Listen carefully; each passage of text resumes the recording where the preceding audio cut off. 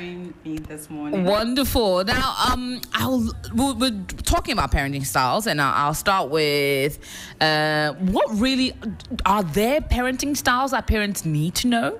Yes. Okay. Married types of parenting styles. And we just focus on 4 types this morning. Okay. So we have the authoritative parenting. We have the authoritarian parenting. Okay. We have the permissive and the neglective or the uninvolved type of parenting. Oh, okay. Yeah. All right, quite a number. There are other types of parenting, but I think we will just focus on Those are the ones that are more prevalent in Ghana. We can see. Yeah, I think I'll just talk about the ones that are really prevalent here in Ghana. Okay. And for the authoritative type is the most preferred. So parenting style is actually a spectrum. So we have the demandingness and the responsiveness. So demandingness is what you are expecting the child to be. What's the moral grounding you're expecting the child to be modeled in. The responsiveness is how all these measures are expecting a good outcome. And also with the authoritative type, you have the high demandingness and then high responsiveness. So you have parents having they set ground rules, they are firm, but they blend strictness with flexibility. They have this open door policies where upon all the measures or the measures that they are putting in place for the children, they are expecting a very good outcome out of it. So they will be like, so example would be, you know what, bedtime is 7:30. 30 minutes before bedtime, make sure that you switch off the lights. They stick up to that routine, and the general outcome is that they are well managed. They are well. You could see that this is a child who has been brought up very, very well, and that is the most preferred type of parenting. Okay. Right. And then we have the authoritarian. So the authoritarian type is one that is 30% practice here in Ghana. Okay. So you have culture coming into play. So you have parents going like, I said this, and this is what you are going to do. Yeah. I said you are going to be a doctor, and that's what you are going to be. They don't really give that room for the child to express his or her concerns about certain things and when they fail to do that, they really have this very harsh discipline measures that are being given onto them. The other permissive type of parenting, so for them, they have the low demandingness and then high responsiveness. So I call them the mama bear effect. Okay. So they'll be like, so you want to, for instance, they will set rules. The father will say 7:30 is bedtime, and the child will be like, no, I want to watch TV. My favorite show is upcoming. I want to watch TV, and the mother will be like, you know what? You can still watch it. Then the mother will, and that kind of parenting is not really practiced here in Ghana. Right. But I'm afraid of the generation that is upcoming because they are really copying a lot of the things that happen in different jurisdictions. Yeah. So we tend to have that permissive style of parenting here in Ghana, but it's just in some small percentage of people. And such children usually have very bad outcomes. They are usually impulsive. They don't really obey authority when they go to school. They really are insistent on certain things to be done in their own way because the parents haven't actually been a very good model with regards to structures and authority. And then we have the uninvolved and the neglective type of parenting, and that's really, really concerning.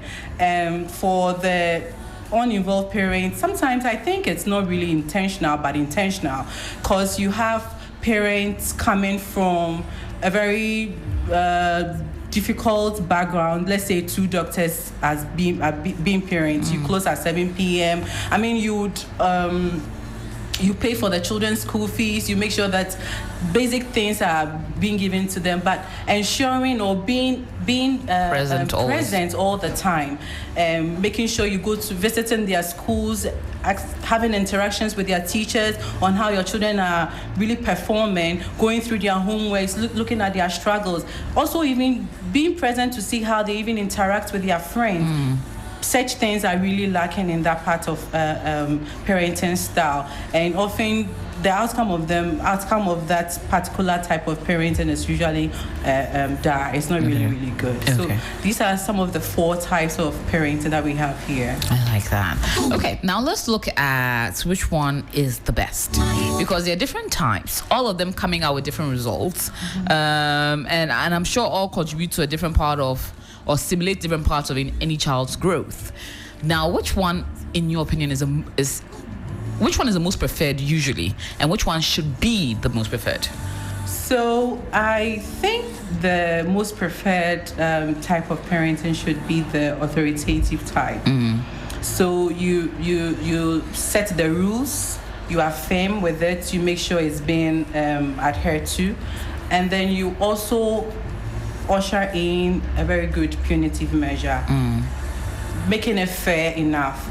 So let's say a child, a child is supposed to do the homework or the assignment after school, but maybe that day when the child came back from school, the child wasn't feeling well, or probably, we are now in a cold season, the child is not feeling up to it.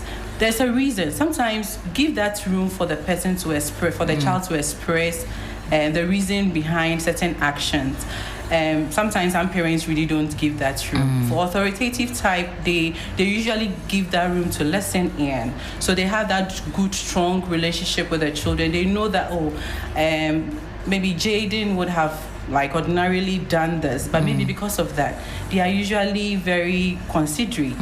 And so authoritative type is that. But you know what? I think it depends on also the age ranges. So for children less than 6 years, they actually look at what you do. Okay. So for instance, if you are telling them to go to bed at 7:30, whereas you are just on your bed around 10 p.m. watching your TV, you are not reading, to think that's and all that. They start taking cues from that. And children, that's the critical moment that children really take a lot of things from their parents. So model your kids the way you want to. You should also model the kid the way you want to be as well. And also for the authoritarian type, I think. After 6 years to their mid-teens, you can be that. So it's not one capital thing. Okay. Like when they are around certain age, you really have to be disciplined. You really have to enforce your rules and make sure that they adhere to. But the most preferred type is the authoritative type. Now, how do you ensure yourself from not moving from, or because it feels like it's a thin line between authoritative and authoritarian parenting styles. Yeah. How do you ensure as a parent that you don't cross the boundaries? Set your rules. Practice it. Practice practice what you preach. Yes. So, and then also let them know that, this is what I am doing, and this is the outcome of my efforts or of the things that I'm sticking to. And I think you can do it. Just let them open that room for them to know that if you do this is the outcome you're going to do. If you do that, this is the outcome. If you stay up till midnight, when you go to school, you definitely sleep and you won't come out with a very good mark. So when you tell them that, they really appreciate that. Okay. In terms of punishment. In our local side, punishment ranges. I don't think that we tend to restrict how we want to punish or what we should do. But what is a good punishment and what's a bad punishment for parents that don't understand the difference? Well, I think I'll go for the latter. So for the bad punishment would be one that would send the children down the grave and would cause the children to sort of go back to their shell. We are parents, so we need to help the children cope up to the society. We need to help the children cope up to certain things or to certain environment. So if you putting down some bad or punitive measures, make sure that you also know the outcome of it. For instance, for the authoritarian type of parent, if you don't do this, I'm going to give you 10 beatings. And you don't know, sometimes there are so many things that can come during that process. So for instance, you come home from work, you are tired, you are a doctor, you've worked 12-hour shifts, you know that your children are supposed to do their homework, you come in and they are still up watching TV, you get angry, you take your your belt, you just whoop their asses. Sorry to use that word, but yeah, but usually that's what you usually come. And then if you don't take care, because you are so frustrated, you are so tired, you go overboard. So I think that type of punitive measures are not well. So always punish without anger.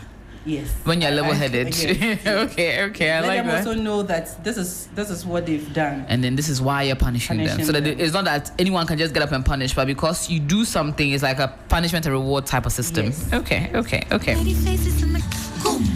Now, building resilience in kids. I mean, for some people, they feel that parenting is a way to shelter the kids from all of life's ills. Now, is it advisable to approach it in such a way, or should you also be the point where kids will realize that life can sway in different ways and you're preparing them for the life they would live? How do you find the balance as a parent? So I think building resilience in children, you should just let them know that it's good to make mistakes. We learn from mistakes. You build on one mistake to do for the next level, to do better on the next pedestal. Sometimes I also think that we can just let them know of our mistakes.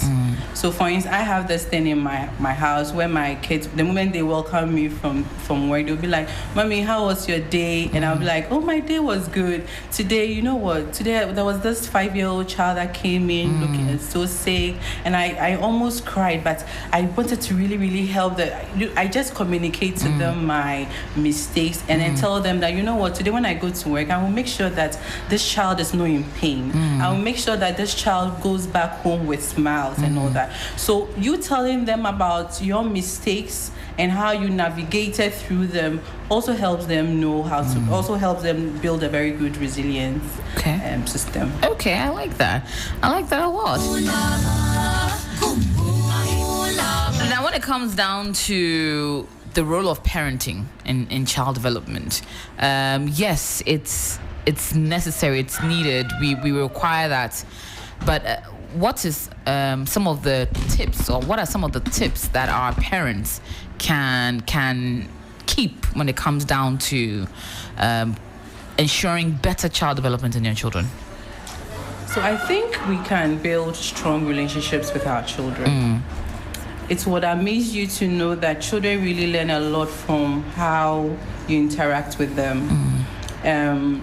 How your thinking process would actually, you'll be marveled when they tell you certain things. And so building that very strong relationship. So I have this, so I'm just giving you my personal thing. So they usually go to bed around 7:30. By 7 o'clock, I'm in the house. By like 15 minutes before bedtime, I spend that with them. And I just want to ask them, especially the girl, she's really a talker. So I'll go like, "Chloe, so how was school?" And she'll be like, "Baby, yeah, this. Baby, yeah, that." So I'll be like, really?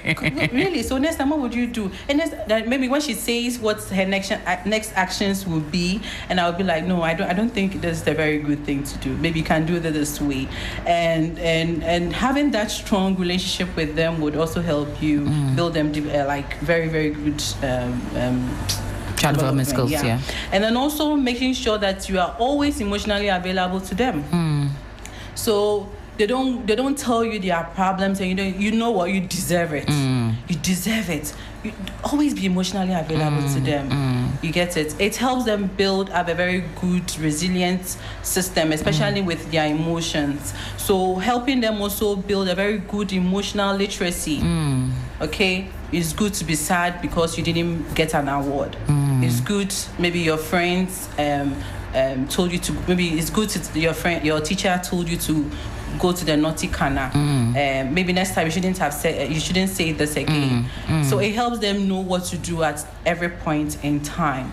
And then also it helps them know how to solve problems easily in life. So you don't have a kid coming home with the lace out, the shoelace out. You tell them, "Do you think walking with your lace out is good for you? Don't you think you tumble over when you have your lace out?" Tell them to lace it. Anytime you come in anytime you visit the washroom, make sure you close your flap. Sometimes I pick my kids up from school and I see the preschoolers or the those in the lower primary having their flaps open, their shirts are out and all that. Then I'll call them. You know what? Tuck in.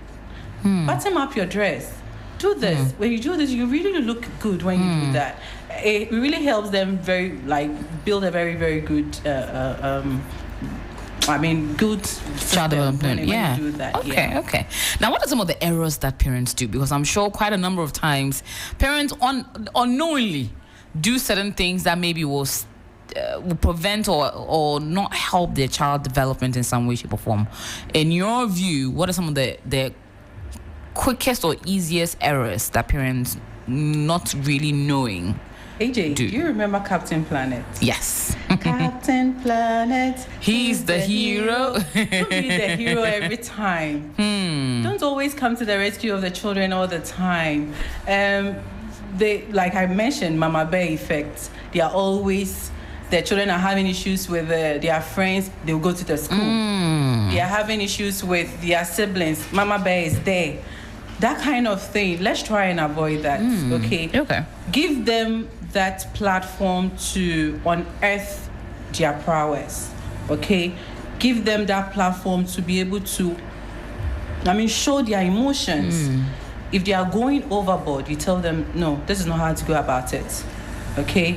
And also try as much as possible to, like I mentioned, be a good model to them. Okay. Very exciting conversation we're having. If you have any questions for Doc, please send it in 0532 300 927. That's 0532 300 927. And I'll be more than happy to read it out right here on the show.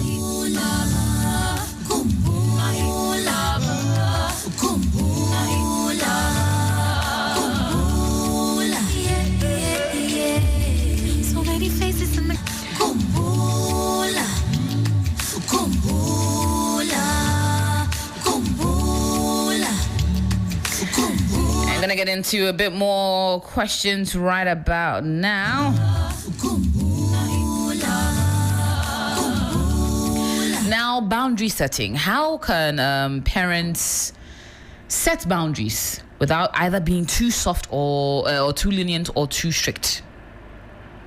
Okay, so I think you should set boundaries right from the scratch. So you wouldn't wait when they are in their mid-teens or around 10-ish. That's when you are setting boundaries. So, like, I'm just going to give you an example. When you are communicating or having a conversation with your husband, and the children will come in, and then they are coming in with their whole tantrums and all that. Sometimes they need to know that, I'm talking to, when mommy and daddy are talking, try and know how to interrupt. Okay? When mommy and daddy are in the bedroom, knock before you enter. Set those boundaries right from the scratch. I have a 5-year-old. Anytime he wants to come to the bedroom, and especially when he knows I'm in there, Mommy, please, can I come in? Is it a good time to talk? He doesn't just open the door and then enter. Come in. He doesn't just, barge into a conversation when you are having that conversation with an elderly person. So I think emphasizing on those boundaries right from the scratch is the way to go. Okay. A question coming in quickly is... at what point should parents consider seeking help from parenting coaches or child therapists? From Aggie and Adenta. So,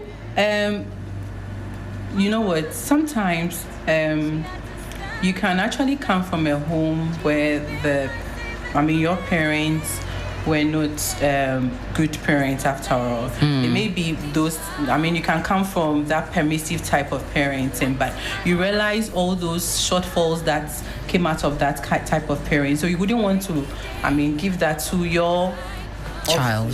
Child as well. So I think you can look at a particular type of parent, maybe in your neighborhood. It could be in a church. You can see how good these children are, especially how they talk, how they interact with the other people and all that, and seek advice from them. And then the internet is also there. And stop copying blindly. Now we have parents copying that of the diaspora, like those in the diaspora, how the children are always on their phones, they are always on their laptop and tablets and all that. I mean, all these things are bad ways of copying parenting. So look at a very good particular person in your community and then learn some few cues from that. Okay, all right. Coming through with this one for Stina. Wait, hold on, let me find the question. Can my own upbringing affect my parenting, and how can I avoid repeating negative patterns? Wow. So let me just give you one personal experience. So my shout outs to my mom. My dad is late though, but my dad was very strict. My dad wouldn't give you room to telling him what you think about certain things, but my mom was the authoritative type. And I looked at some of the struggles that I went through with my dad, even though my dad was, an amazing father. Amazing father. I took cues from him and that of my mom, added to that, and then make sure that I gave it out to my children. However, even though you may have taken or experienced different type of parenting from your parent, the spouse that you are with can also play a very key role. In fact, that brings me to my next question.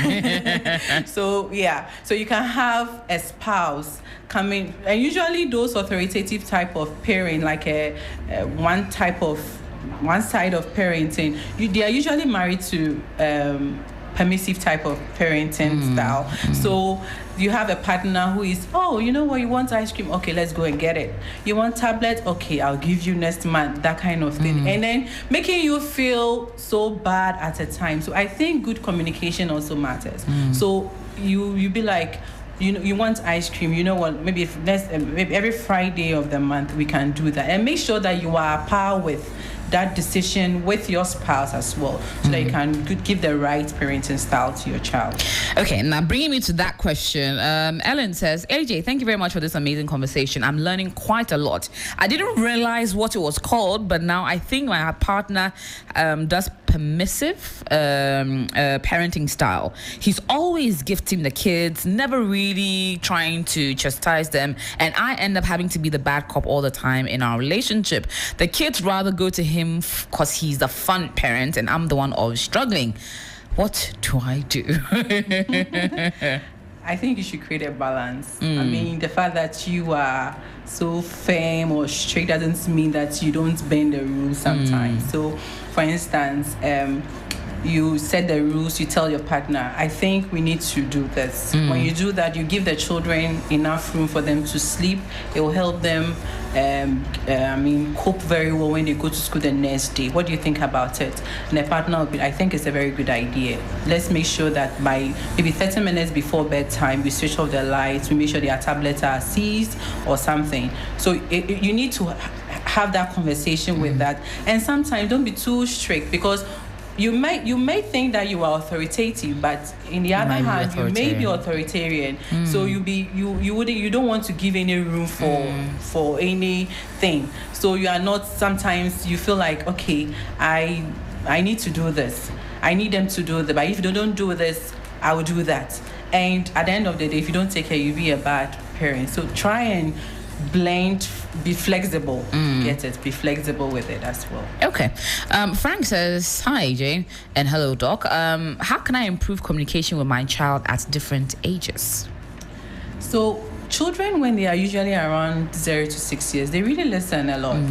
And they see everything that you do. So communication is not about verbal thing. It's about sometimes your actions as well. So they see how you are able to navigate yourself through stress. You come back from work, you're always nagging, whining. You let down easily whenever they learn from you. From 6 years to 12 years or 14 years, you just allow them to go ahead with whatever that they've seen during that preparatory phase. So when they do something, you tell them, you know what, it's not good to do that. lace your shoe. When you wake up from bed, you need to pray. When you pray, God listens to your prayers. It's good to lay your bed, because when you come back from school, you'll be so tired. You need to lay your bed. You need to wash your dishes after eating. All these things are usually very good or done very well during the second stage of life. And then when they are around the teens, you need to really blend your authoritativeness and then your that you need to give that fair balance, because if you don't take care, when you are too permissive enough, they will bring you a very bad thing. So like they want to go out and have fun with their friends. If you don't take care, they will sleep overnight. You tell them that you give them phones, and the next minute, by the time you realize, they are on social media doing all kinds of things. So at every point in time, know what works best for your child. Okay.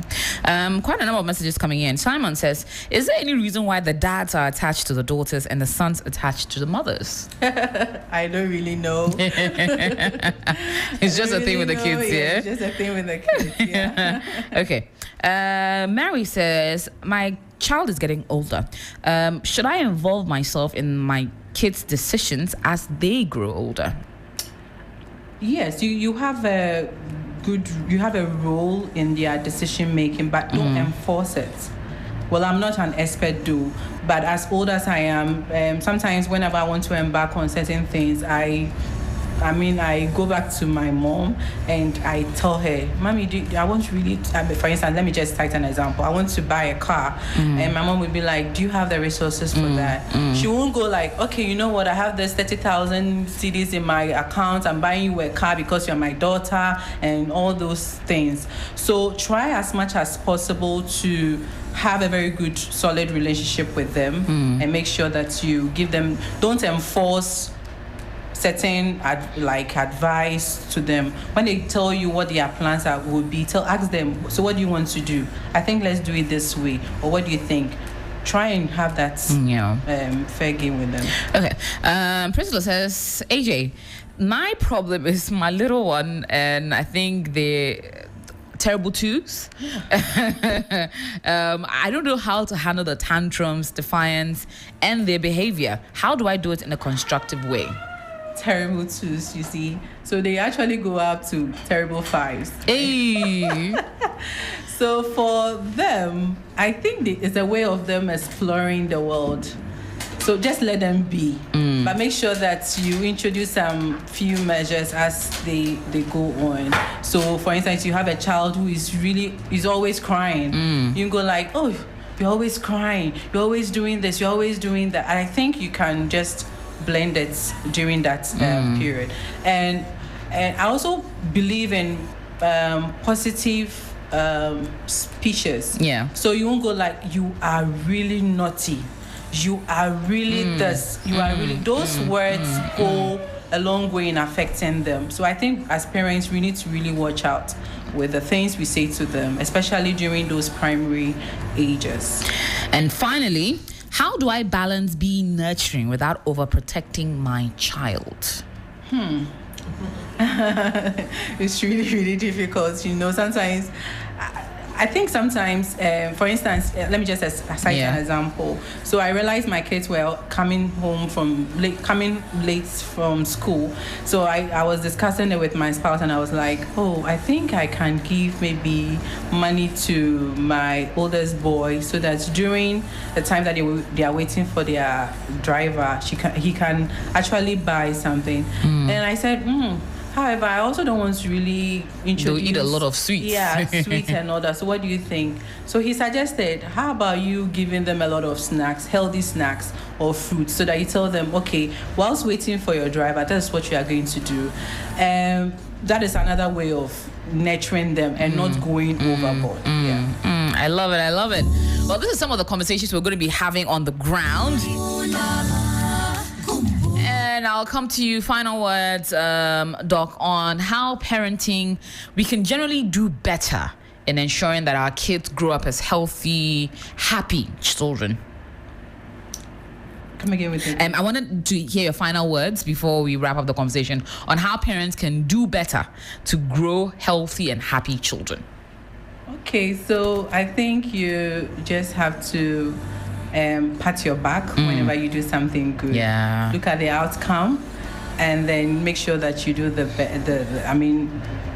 best the next time around, and make sure you don't always feel like you're not really doing much better. Always seek advice from the expert as well. It could be an older parent, it could be even your friend who is really doing very good in bringing up their children. So you can actually seek advice anytime, anywhere. I love it.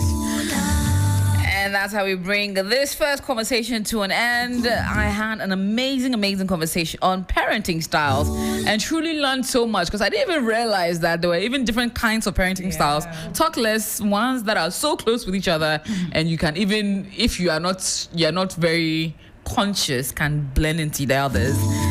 We spoke about the styles of parenting, building resilience, the role. And no, I have to ask you this. How much should we allow our kids to play? And is that helpful in child development? So play is really important. I mean, when I really played. Yeah, that one is true. So play is really important. It helps them build. It helps them build physically, emotionally. It helps them know what to do, how to. Confined to certain environments and all that. So play is very good. Don't try and overschedule them. Give them room to play, because it really has a very good benefit. Yeah, because we see these days, you leave school now, you have to go into lessons, you have to go into this now, ballet, nade. There's no time to play. Oh, Charlie. We're becoming too much of an overachiever parents. So remember, you have to give your kids time to play. And play they shall this weekend. The 3FM Baby Fair has an amazing play area. The bouncy castles, the carts, all of those exciting things are all coming out, and the kids can play and as well have a great time, while the parents also have amazing conversations such as this on the grounds. A big thank you to you, Dr. Maame Araba Acquaah, for coming on board and being a part of this conversation. We look forward to having you on the grounds this weekend, and as well contributing and adding up to more conversations as this on the grounds. I think the parents will definitely be excited about that. Thank you so much, AJ, for this great platform. I would want to say thank you so much for I want to say thank you to my kids, my amazing children, for being great teachers and helping me navigate myself through parenthood. And I also want to say a very big thank you to the Pediatric Society of Ghana, which I'm a proud member of, and also to the president, Dr. Ernestina Shando, for giving me this opportunity. Amazing. And that's what we love. Our partnership is truly one of the most special ones, and we look forward to always partnering with the Pediatric Society of Ghana every single year. Thank you so much, Doc. And yes, catch the Pediatric Society of Ghana's corner, where the doctors will be on ground. All the medical staff members will be passing through, having conversations on the ground, and most importantly, helping other parents also navigate mother and fatherhood. Now we're going to get into a fun conversation with one of our vendors, Replica Photography. But before that, getting back into bringing this song back, Adina, Daddy's Little Girls.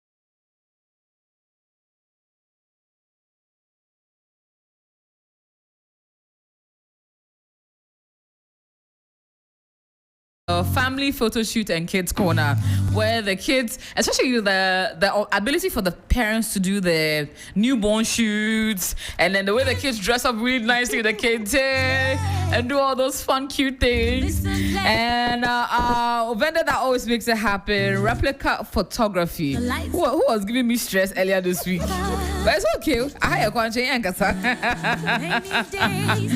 But Eunice, welcome. How are you feeling? I'm feeling good, and thank you for having me here. Always a pleasure. Now, tell me about replica photography. When did you start? Okay, so replica photography started over 10 years ago. Oh, wow. Yeah, it's been long.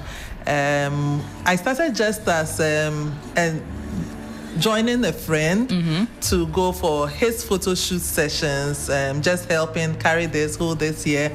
And then I kind of got interested. Okay. But then at a point I actually stopped. Why? Yes. I traveled. I left the country. And then I stopped, and then I was doing it in bits and pieces. When I returned, I was a bit not sure which area I wanted to go into. And then through research and the rest, I landed into the maternity, newborn, baby area. And I think I loved it. Yeah. I enjoyed it. Wow. I think you're like a baby magician, because how you get the babies to sleep and then to mold them into different shapes, and they get so cuddly, and I'm like, their child don't cry. But somehow you managed to make it look all beautiful. What are some of the difficulties in doing baby and newborn and family and maternity photography? Okay. First of all, yes, like you said, the baby crying. Yes, even for sometimes birthdays, they cry, and so sometimes it takes a longer time to get the child to settle and then be in the mood for the photo session. Wow. Then what other challenge? I think that's the most challenging. Honestly, this was my cute. Oh my God. This was so cute. Yeah. And it's the props. It's the props for me. I will come into the props. Let's talk about the difficulty. Yes. And then, sometimes the children just are not in the mood. Are not in the mood for the shoot. Yeah. So basically, it's around the child being in the mood, and then yes, physically, you do get tired. Not just tired, like because you keep bending, standing, bending. Yeah, if you are not exercising, Sisi. Hey, wahala. But it was. I think this was last year's. Yes, and the way you got the babies and you swallowed. Are we swaddled? Yeah, you swaddled them and then put them down, and it's the props and the way you make them look good. Now, walk me through the kind of props you like to create.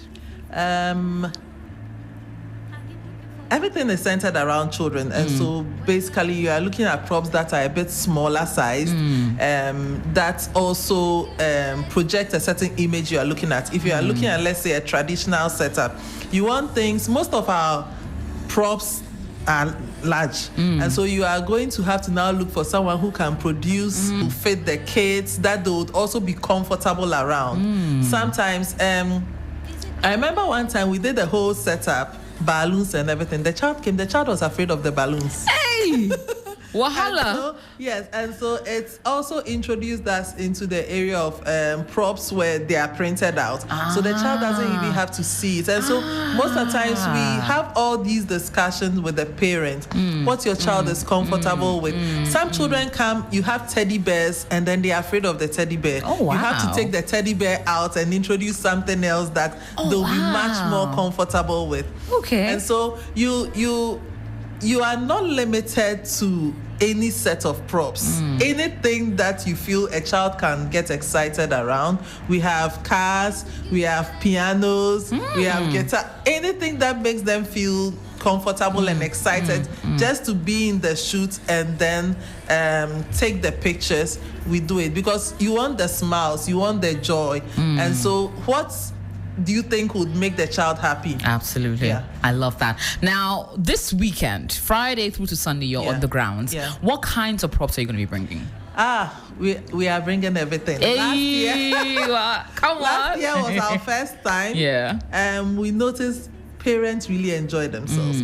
At the beginning, I was wondering whether I could carry even newborn props. And then the second day, someone came and wanted a newborn shoot. And I was like, oh, wow.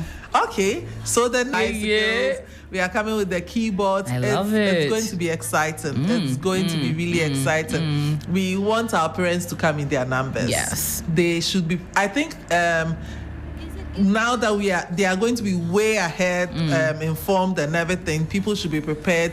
We are given, I think we'll get all the goodies will come as we continue. Because I heard there's something about instant and everything else inclusive and stuff. Yes. Wow. So we try to, because we have to take time to edit your pictures because it's a small group and we are there on stand. We like to just take a few hours to give you a better image. Yes, but then we also do give you all the images we took either way. Oh, wow. Yes. So you get a Google Drive link, which for me is better and it's long lasting. Yes. Because once it's in your email, it's there forever. And so you get the link of all your images and we take our time to edit, but we don't as compared to the studio where it might take 10 days, 12 days, this one, by the next 2 days, you have your pictures. Wow, yes. amazing. And so, it's very exciting. And this time too, we are also catering for more larger families. Yes. So I was coming to that because families will come, the mother, the father, 3, 4, 5 kids, maybe even grandma and grandpa all coming along. Can we do the family portrait? Yes, we can do the family portraits. We have bigger backdrops that can cater for the entire family in there. Okay. We have their seating and we will position all of you to make sure that everybody's captured. I love it. So not only will we have the kids doing, so if the kid is about to turn 3 years or your child is about to turn 5 years or 10 years, you can do a Kwame at 10. Yes. Araba at 5. Yeah. Oh my God. I need to bring all my nephews and nieces. And do a nephews and nieces shoot with them. Yeah. Oh, that's amazing. Okay, so this year we're coming prepared with all of it. Yes. And all the excitement that we need. So we have the traditional clothes as well. So the kids that want to do the king and we have the northern, we have the Ashanti, we have the Ghana. We are well prepared. Yeah. I love it. Okay. We even have some Nigerian friends who want Nigerian setup, so they should get ready. I love that. We will provide it all for them. Oh my goodness, I'm so excited about this. I really, really am. So it's a great place to, if you never had a family photo shoot, you've never had a portrait shoot, never had any of that, this is the time to be able to do so. So we can also do like regular shoots as well for anyone else who needs it. Okay. Now, where are you located? So beyond Baby Fair, how can we also now get our portraits and everything else inclusive? Okay, so we are located in Awoshi, and we also run home sessions. Okay. And so aside coming to the studio, sometimes you are either having you want a maternity shoot, but you are not so strong to move around, or you have a newborn and you are weak. I mean, as a new mom, you are not in the mood to wake up and come all the way to Awoshi. Don't worry, we will come to your home and have the shoots there very professionally. We'll come with everything. Normally we have a full discussion, and so whatever you want, we come with it, and sometimes even go beyond, because as you are doing the shoot, something comes up and someone gets excited about something, and so we make sure to provide everything. So if you are coming to our studios, we are in Awoshi. If you want a home session, we just come over. Amazing. Now, numbers and social media accounts that we can be able to get interactive with. Okay, so phone numbers is 054-454-8744. Again. 054-454-8744. Again, but slower. 054-454-8744. Wonderful. And on social media? Yes, Replica Photography. So REPLIKKA. Yes. Okay, so Replica with double K. Yes. All right, photography. It's on Facebook, Instagram. Yeah. Wonderful. So that's how you can. So on come this weekend, so you can get pictures as low as how much? We are trying to get as low as 150. Wow. I love it. I love it. We are making sure that everyone comes and they're excited. Your number is not going through. Please, someone said your number is not going through. Sorry. Just in the next 30 minutes. So anyone can send me a WhatsApp on the number. Just this morning, the phone fell down, and so I had to rush here, and so I'm on my way back. But the WhatsApp is working. You send me a WhatsApp. Okay. So the phone just broke, but please send a WhatsApp. So again, the number again. Yes, 054-454-8744. Again, slower. 054-454-8744. Okay. So please send a WhatsApp to this number, and they will sort you out. In about 30 minutes, you can be able to call in and do all your inquiries for maternity shoots, family shoots, newborn shoots, children's shoots, birthday shoots, anything you need. Replica Photography has got you. But now coming to where in Awoshi, someone's also asking where exactly in Awoshi. Elang. So we normally have a Google direction, but it's Elang, specifically Elang, close to a guest house which is called Samson Guest House. Okay. Elang near Samson Guest House. But on the ground this weekend, for as low as 150 Ghana cedis, you can get an exciting photo shoot, either of your child, of the family, or something exciting in between that.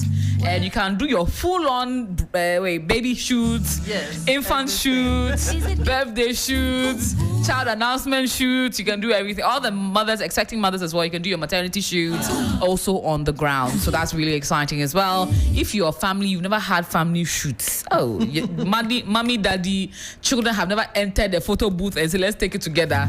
This is the time to take it. We need to make very beautiful memories. Hanging on your wall. You see it, you enjoy the moments. I love that.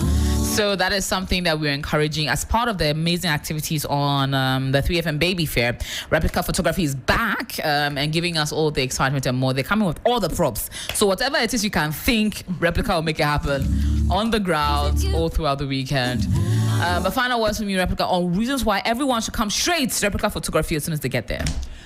This is a fun time. This is a time to make great memories. 2025 will never come back again. And as part of that, you should be able to find something to remember. And I feel that this is a great time. Baby Fair is an awesome event. It really is. You will actually enjoy yourself to the max. And we will be there. We will provide everything. We would make... You will not feel like you are in an outdoor session. It will be very cozy and very nice. Amazing. And so walk to our stands, take your pictures, make great memories, and have fun. I love it. And we certainly will. Thank you so much, Eunice, for coming through. Find Replica Photography on social media, on Instagram, on Facebook. And so I'll give them a call on 054-454-8744. And then you can call for the next 30 minutes and book them for whatever it is you need and more. And join them on Friday through to Sunday, live at Marina Mall, Airport City Accra, for the 3FM Baby Fair. Gonna get it back into more great music. This one is Thames, titled Higher.